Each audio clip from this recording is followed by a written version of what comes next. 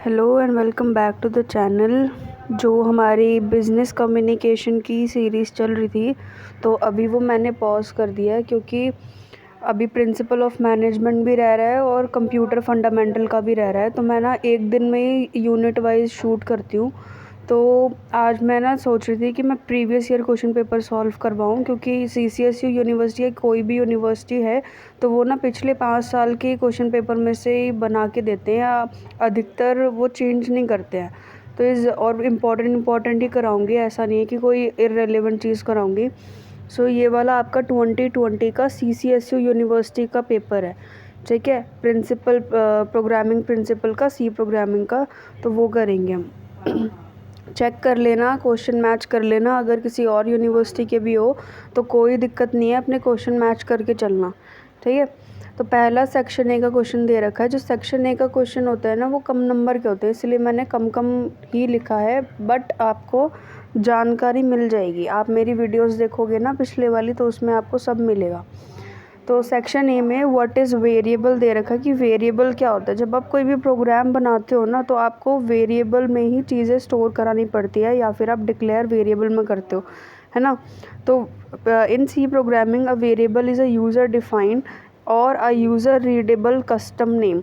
मतलब कि जो हमारा वेरिएबल होता है वो यूज़र डिफाइंड होता है, यूज़र खुद डिफाइन करता है प्रोग्राम के अंदर, ठीक है। और उसको जो वेरिएबल होता है उसको एक मेमोरी लोकेशन मिल जाती है, जिसके अंदर वो स्टोर करता है कोई भी चीज़ को, ठीक है। वो कोई भी चीज़ को स्टोर करने की क्षमता रखता है, ठीक है। जैसे कि मैंने इंट ए के अंदर अपनी 10 वैल्यू स्टोर कर रखी है। मैंने कोई कैरेक्टर टाइप के चीज़ में, कैरेक्टर ए में मैंने आपको कोई भी स्ट्रिंग स्टोर कर रखी है, मैंने आपका कोई भी डबल वैल्यू स्टोर कर रखी है, तो वो सारी की सारी जो स्टोर करने की क्षमता है वो वेरिएबल में होती है, ठीक है। तो variable can be an variable hold a value that can be modified. जो वेरिएबल होता है वो आप चेंज भी कर सकते हो, मॉडिफाई कर सकते हो, एंड रीयूज मैनी टाइम्स। अभी पता है आपको इतना समझ में नहीं आया क्योंकि आपका सेमेस्टर 1 है। जब आप सेमेस्टर 2 सेमेस्टर 3 क्लियर कर लोगे, आपका C++ के कॉन्सेप्ट आएंगे ना, तो आपको एकदम से चीज़ें क्लियर हो जाएंगी। सो वेरिएबल क्या होता है, वैल्यू को स्टोर करता है, मॉडिफाई हो सकता है, चेंजेबल है और रीयूजेबल है, ठीक है, प्रोग्राम के एग्जीक्यूशन के टाइम पे, ठीक है। आप उसको कई बार भी रीयूज़ कर सकते हो, ठीक है, फंक्शन में कॉल करवा सकते हो। तो a variable can be N alphabet और डिजिट। वेरिएबल कुछ भी हो सकता है, अल्फ़ाबेट हो सकता है, डिजिट हो सकती है, ठीक है। आप उसको अंडरस्कोर से स्टार्ट कर सकते हो, बट आप कीवर्ड में वेरिएबल का नाम नहीं लिख सकते हो। ये आपका एक्सेप्शन केस में आता है, मतलब कि जो आपके कीवर्ड्स होते हैं वो रिजर्व्ड होते हैं, ठीक है, रिजर्व्ड होते हैं आपके सी प्रोग्रामिंग के अंदर। जैसे कि आपने हेडर फाइल लगा रखी है stdio.h, उसके अंदर की जो लाइब्रेरी होती है उसमें कुछ कीवर्ड्स होते हैं जो रिजर्व्ड होते हैं, ठीक है। जैसे कि printf, scanf, ठीक है, इफ एल्स, स्विच, केस, ये सारे के सारे आपके कीवर्ड्स होते हैं जिनको लगा के आप अपने प्रोग्राम का एग्जीक्यूशन करते हो। तो आप जो कीवर्ड हैं उनको आप वेरिएबल में डिक्लेयर नहीं कर सकते। जैसे कि मैंने ये बोल दिया कि printf is equals to a, int printf is equals to a, तो ये तो गलत हो गया ना। आपने रिजर्व्ड वाली चीज़ों को यूज़ कर लिया, आप रिजर्व्ड वाली चीज़ों को यूज़ नहीं कर सकते, ठीक है। इसका सिंटैक्स देख लो, डेटा टाइप लिखना पड़ेगा कि आप किस डेटा का वेरिएबल बना रहे हो। आप इंटीजर टाइप का वेरिएबल बना रहे हो, कैरेक्टर टाइप का वेरिएबल बना रहे हो, या फिर आप डबल का बना रहे हो, फ्लोट का बना रहे हो, ठीक है। ये सब आपको लिखना पड़ेगा। एग्जाम्पल में देख लो, आप लिख सकते हो इंट ए बी सम, ये आपके क्या बन गए, वेरिएबल बन गए इंटीजर टाइप के, ठीक है। आप इसमें इंटीजर ही वैल्यू स्टोर करोगे, आप इसमें कैरेक्टर नहीं डाल सकते हो, आप इसमें कोई फ्लोटिंग पॉइंट नहीं डाल सकते हो, इसमें आप केवल डिजिट ही डालोगे, इंटीजर ही डालोगे। इंटरप्रेटर देखो, ये वीडियो ना थोड़ी लंबी जाएगी क्योंकि मैं सेक्शन ए सेक्शन बी ऐसे कवर कराऊंगी और मैं बहुत बहुत ज़्यादा डिटेल में समझाती हूँ, तो प्लीज़ कोप अप करना। इसको 2x की स्पीड में देखो, वो मेरे को नहीं पता, बट मैं अपने हिसाब से ही समझाती हूँ, और आई होप कि आपको वीडियो के लास्ट में सारे कंसेप्ट क्लियर हो जाएंगे, ठीक है। इंटरप्रेटर क्या होता है? An interpreter is a program that directly execute the instruction in a high level language। आपका जो इंटरप्रेटर होता है वो डायरेक्टली एग्जीक्यूट कर देता है, ठीक है, एग्जीक्यूट कर देता है इंस्ट्रक्शन को, जो कि हाई लेवल लैंग्वेज में होती है, ठीक है, हाई लेवल लैंग्वेज में आपकी इंस्ट्रक्शन को एग्जीक्यूट कर देगा। हाई लेवल लैंग्वेज क्या होती है भाई? जो आप इंग्लिश के वर्ड्स नहीं लिखते हो, जो आप प्रोग्राम लिखते हो, वो आपका हाई लेवल लैंग्वेज में लिखते हो। आप कोई नोट पैड में भी चीज़ लिख रहे हो ना, तो वो भी हाई लेवल लैंग्वेज में होती है। ठीक है, without converting it to machine code. अब मशीन कोड क्या होता है भाई? जो आपके कंप्यूटर होता है ना, वो बाइनरी सिस्टम पे काम करता है, जो आपके 0-1 का होता है। ठीक है, तो मशीन कोड आपकी 0-1 वाली हुई, तो इंटरप्रेटर क्या करता है कि वो डायरेक्टली एग्जीक्यूट कर देता है आपकी इंस्ट्रक्शन को हाई लेवल लैंग्वेज में, बिना मशीन कोड में कन्वर्ट किए हुए। क्यों? क्योंकि हमको ना सबसे पहले मशीन कोड में कन्वर्ट करना पड़ता है, फिर असेंबली लैंग्वेज आती है, ठीक है, जो असेंबलर होता है, और फिर हाई लेवल लैंग्वेज आती है। ठीक है, बट इंटरप्रेटर क्या करता है? सीधा हाई लेवल में एग्जीक्यूट करता है बिना किसी मशीन कोड को कन्वर्ट करे हुए। ठीक है, in programming we can execute a program in 2 ways. आप 2 तरीके से अपना प्रोग्राम एग्जीक्यूट करवाते हो। सबसे पहला होता है कंपाइलेशन, ठीक है, आपने प्रोग्राम को कंपाइल करके एग्जीक्यूट करा। दूसरा होता है इंटरप्रेटर, कि आपने पहले इंटरप्रेट किया और फिर एग्जीक्यूट करा। ठीक है, कॉमन वे क्या होता है? एक कोई भी अभी भी अगर आप अपने कंप्यूटर पे या फिर लैपटॉप पे प्रोग्रामिंग करोगे ना, तो आपका कंपाइल का ही ऑप्शन आएगा, आपका इंटरप्रेटर का बहुत मुश्किल है कि आएगा। ठीक है, तो कंपाइलर जो होता है वो बहुत ज़्यादा कॉमन तरीका होता है प्रोग्राम को एग्जीक्यूट कराने का। इधर मैंने ना आपका फ्लो चार्ट भी दे रखा है तो आप उसको भी देख सकते हो। सोर्स कोड है, ठीक है, सोर्स कोड कंपाइल हुआ, कंपाइल होके मशीन कोड में आया। क्यों? क्योंकि कंपाइलेशन में मशीन कोड में कन्वर्ट होता है, इंटरप्रेटर में नहीं होता। ठीक है, मशीन कोड से फिर आपका आउटपुट निकला। ऐसे ही कंपाइल वर्क करता है, बट इंटरप्रेटर क्या करता है? ये बिचौलियों को हटा देता है, मशीन कोड को। ठीक है, तो सोर्स कोड से सीधा इंटरप्रेटर, और इंटरप्रेटर से आउटपुट। इतना समझ आया? चलो, नहीं आया तो कोई बात नहीं। It can work in 3 ways. अब ये जो आपका इंटरप्रेटर है वो 3 तरीके से काम करता है। वैसे तो ये पेपर में लिखना ज़रूरी नहीं है, बट फिर भी मैं आपको बता देती हूँ कि पहला क्या करेगा? Execute the source code directly and produce the output. सबसे पहला क्या है कि सोर्स कोड को एग्जीक्यूट करेगा डायरेक्टली और आपको आउटपुट दे देगा। दूसरा ये कि वो ट्रांसलेट करेगा आपके सोर्स कोड को एक इंटरमीडिएट कोड में। इंटरमीडिएट कोड आप अंदाज़ा लगा लो, कोई भी असेंबलर। ठीक है, and then execute this code, और फिर आपके कोड को एग्जीक्यूट करेगा, क्योंकि बिचौलिए का काम चाहिए। ठीक है, बिचौलिया आपको क्या होता है? इंटरमीडिएट की तरह काम करता है। यूजिंग एन, अब तीसरा तरीका क्या है? ठीक है, तीसरा है using an internal compiler to produce a precompiled code. कि वो क्या करेगा? एक इंटरनल कंपाइलर की हेल्प लेगा कि आजा भाई मेरी हेल्प कर दे, और उससे एक प्री कंपाइल कोड निकलेगा। ठीक है, और फिर एग्जीक्यूट कर देगा वो प्री कंपाइल कोड को ही। इतना आया समझ में?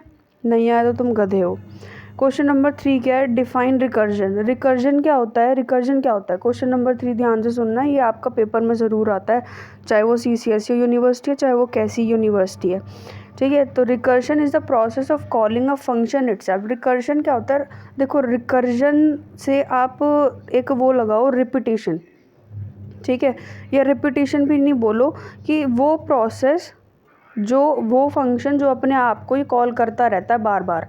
ठीक है, रिकर्जन से ना रिपीटेशन का वो लगा लो। ठीक है, recursion is the process, recursion एक ऐसा प्रोसेस है of calling a function itself, कि वो जो फंक्शन है ना पर्टिकुलर, वो अपने आप को ही कॉल करे जा रहा है, अपने आप को कॉल करे जा रहा है, वो इतना अधूरा है। Until a particular condition is met, जब तक उसको एक पर्टिकुलर कंडीशन नहीं मिल जाएगी, एक कंडीशन पे वो सेटिस्फाई नहीं हो जाएगा, वो जब तक अपने आप को कॉल मारता रहेगा। ठीक है, a function that call itself directly और indirectly is called a recursive function. वो फंक्शन जो अपने आप को ये कॉल करता रहता है डायरेक्टली या इनडायरेक्टली, उसको रिकर्सिव फंक्शन कहते हैं। And such kind of function calls are called recursive calls. और ऐसी ही कॉल्स को, जो फंक्शन कॉल्स होती हैं, ऐसी ही फंक्शन कॉल्स को आप क्या बोलते हो? रिकर्सिव कॉल बोलते हो। ठीक है, सिंटेक्स देख लो भाई। पहले तो आप टाइप लिखोगे फंक्शन का नाम, अंदर आर्ग्यूमेंट दो, अंदर आप अपने आर्ग्यूमेंट पास कर दोगे। ठीक है, कोई भी है, इंटेक्स वगैरह जो भी आपने लगा रखा है। फिर नीचे आपका फंक्शन का स्टेटमेंट आएगा, बेस कंडीशन आएगी। ठीक है, कंडीशन जो आप दोगे, और फिर रिकर्सिव केस आएगा, वो फंक्शन जो आप वही वाला फंक्शन आएगा जो रिकर्शन वाला है। ठीक है, उसके अंदर आप कॉल कर दोगे अपने फंक्शन को। इधर देखो, इधर मैंने प्रोग्राम लिख रखा है फर्स्ट एंड नेचुरल नंबर का। ठीक है, तुम मेन फंक्शन के, ये देखो, इंट n सम इंट n, अंदर मैंने आर्ग्यूमेंट पास कर दिया इसके। इंट एन है, ये ब्रैकेट के अंदर देखो, ठीक है। फिर base condition to terminate the recursive when N, अब इसमें मैंने कंडीशन दी है कि जो एन है वो 0 के इक्वल हो जाएगा, तो रिटर्न मार दो 0 को, ठीक है। अब यहाँ पे नीचे देखो रिकर्सिव केस में जहाँ पे रिकर्सिव कॉल हो रहा है, फंक्शन कॉल हो रहा है, तो जो मैंने रिज़ल्ट है, ठीक है, जो n प्लस एन और ये जो अंदर मैंने दे रखा है ना, उसको मैंने स्टोर करा दिया इंट रिज़ल्ट में, और मैंने रिटर्न मार दिया रिज़ल्ट को। भाई देखो इतनी आसानी से तो ये चीज़ समझ में आने वाली है नहीं, इसको आपको अलग से ट्यूटोरियल देना पड़ेगा जब आपको समझ में आएगा, जब मैं खुद आपको समझाऊंगी ट्यूटोरियल दे के। तो अगर आपको नहीं आ रहा है ना समझ में, तो कोई दिक्कत नहीं है, बस इतना समझना कि मेन फंक्शन के अंदर ही हम कॉलिंग करते हैं, और जो डेफिनेशन होती है वो मेन फंक्शन के बाहर होती है, और जो डिक्लेरेशन होती है वो मेन फंक्शन के ऊपर होती है, ठीक है। ये चीज़ आपको ध्यान रखनी है, ये चीज़ भूलनी नहीं है। ये चीज़ मैंने फंक्शन वाली वीडियो में भी बता रखा है कि जब आप डिक्लेयर करते हो तो आप मेन फंक्शन के ऊपर करते हो, जो आप डेफिनेशन देते हो वो आप नीचे देते हो, मेन फंक्शन के बंद हो जाता है जब, और जब आप कॉलिंग करते हो वो मेन फंक्शन के अंदर करते हो, ठीक है। अब आप प्री प्रोसेसर डायरेक्टिव्स बतानी है आपको। प्री प्रोसेसर डायरेक्टिव्स क्या होती हैं, तो बहुत सारी होती है वैसे तो, बट मैंने आपको 4 ही लिखवाई हुई है, ठीक है। तो पहले होता है हैश डिफ़ाइन। हैश डिफ़ाइन आपका एक मैक्रो के जैसे ही होता है, जिसके मतलब कि आपका एक प्रोग्राम है, प्रोग्राम के अंदर आपकी कोई एक वैल्यू है जो रिपीट हो रही है, ठीक है। तो उसको बार बार लिखने से बढ़िया है कि आप उसको एक बार ही, जहाँ पे आप हेडर फाइल लगाते हो ना, वहीं पे डिफ़ाइन कर दो। जैसे जब हम एरिया ऑफ सर्कल लगाते हैं, तो हम पाई की वैल्यू ना ऊपर ही डिफ़ाइन कर दोगे ना, तो फिर क्या मतलब कि जो बेनिफिट होगा वो ये होगा कि आपको बार बार उसके अंदर यूज़ नहीं करनी पड़ेगी, ठीक है। उसके मतलब प्रिंटफ के बाद जब आप वो लगाते हो ना, लॉजिक लगाते हो, तो उसके अंदर आपको दोबारा से यूज़ नहीं करनी पड़ेगी अगर आप डिफ़ाइन में ही उसकी वैल्यू को सेट कर देते हो तो, ठीक है। कुछ भी सेट कर सकते हो, आपको अगर प्लस का भी प्रोग्राम बनाना है ना, या माइनस का भी प्रोग्राम बनाना है, तो आप वैल्यू को सेट कर सकते हो डिफ़ाइन में, ठीक है। इंक्लूड का क्या मतलब होता है कि एक पर्टिकुलर हेडर फाइल को इस प्रोग्राम के अंदर इंक्लूड कर दो, एक पर्टिकुलर हेडर फाइल को इस प्रोग्राम के अंदर इंक्लूड कर दो, ठीक है, ला दो। जैसे आप पापा को बोलते हो ना कि पापा आज गोलगप्पे ला देना, तो वो तुम्हारे घर में गोलगप्पे ला देते हैं। ऐसे ही हैश इंक्लूड का काम है कि भाई इस प्रोग्राम के अंदर ये वाली हेडर फाइल जिसके अंदर ये लाइब्रेरी है, तो वो इसके अंदर इंक्लूड कर दो, ठीक है। अनडेफ का मतलब क्या होता है कि जो चीज़ आपने ऊपर डिफ़ाइन कर रखी होती है ना, कोई वैल्यू, उसको आप अनडेफ कर दो। कोई एक आपका सर्टेन प्री प्रोसेसर मैक्रो है, मैक्रो वही है जो आपने डिफ़ाइन कर रखा है, उसको आप क्या कर दो, अब अनडेफ कर दो, उसका कोई काम नहीं है, ठीक है। जैसे हम नल एंड वॉइड कर देते हैं ना कि भाई अब तो ख़त्म, तो चल अब हो गया तेरा काम, फिनिश हो गया, ऐसे ही अनडेफ होता है कि जो तुमने डिफ़ाइन कर रखा होता है ना ऊपर मैक्रो, वो अब उसको आपने अनडेफ कर दिया, अब नहीं होएगा, तुम्हारा कोई काम नहीं है। इफ़ डेफ क्या होता है, जैसे आपने इफ एल्स पढ़ा है ना, इफ एल्स, ऐसे ही इफ़ डेफ होता है, ठीक है। इफ़ डेफ अगर लगा देते हो ना, तो वो रिटर्न ट्रू करेगा जब जब आपका जो मैक्रो है वो डिफाइंड होगा। अगर आपने ऊपर मैक्रो डिफाइन नहीं कर रखा और आपने इफ एल्स लगा रखा है, तो वो आपको गलत ही देगा, एरर ही देगा, ठीक है। अगर आपने मैक्रो को डिफाइन कर रखा और वो इफ़ स्टेटमेंट से ट्रू हो रहा है, तभी वो आपको ट्रू रिटर्न करेगा। 5वां है जी कि आपको सिंटेक्स लिखना है usage of ternary operator. Ternary operator क्या होते हैं जी, टर्नरी ऑपरेटर देखो बहुत बढ़िया चीज़ होती है, वैसे इसको कंडीशनल ऑपरेटर भी बोलते हैं। पढ़ते हैं क्या होता है। तो जो टर्नरी ऑपरेटर है सी के अंदर, is a short hand way to write an if else statement. If else, क्योंकि आप ये जानो कि अगर एक ही चीज़ आपको डिफाइंड करी गई है ना कि इफ एल्स है, तो इसका काम यही है, इसके ऑल्टरनेटिव कुछ नहीं है, तो प्रोग्रामिंग लैंग्वेज का कोई मतलब नहीं बनता करने का, ठीक है। प्रोग्रामिंग करने का ही कोई मतलब नहीं बनता अगर आपके पास में ऑल्टरनेटिव्स नहीं है। तो सी प्रोग्रामिंग के अंदर बहुत सारे ऑल्टरनेटिव मिलते हैं कि आपसे अगर प्रोग्राम ऐसे नहीं बन रहा तो ऐसे बना लो, ऐसे नहीं बन रहा तो इसको छोटा करके ऐसे बना लो। तो यही काम है इसका भी कि इफ एल्स स्टेटमेंट क्या होता है। इफ एल्स स्टेटमेंट में आप इफ़ लगाते हो, इफ़ के अंदर कंडीशन डालोगे, एल्स के अंदर कंडीशन डालोगे, प्रोग्राम इतना बड़ा बन जाएगा। बट टर्नरी ऑपरेटर के अंदर आप एक ही लाइन में कंडीशन भी दे दो, डिक्लेयर भी कर दो, सब कुछ कर दो, ठीक है। तो ternary operator in C makes the code more compact and easier to understand.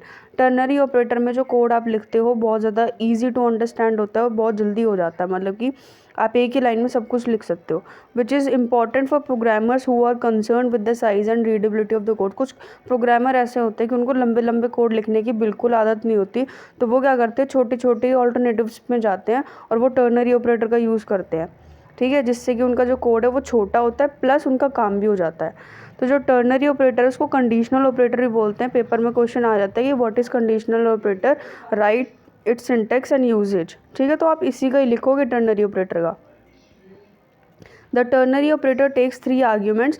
जो टर्नरी ऑपरेटर वो 3 आर्ग्यूमेंट लेता है। सबसे पहले तो आपका कंडीशन का एक्सप्रेशन कैसा है वो लिखना है, और result if the condition is true and the result if the condition is false, वो कंडीशन बतानी है।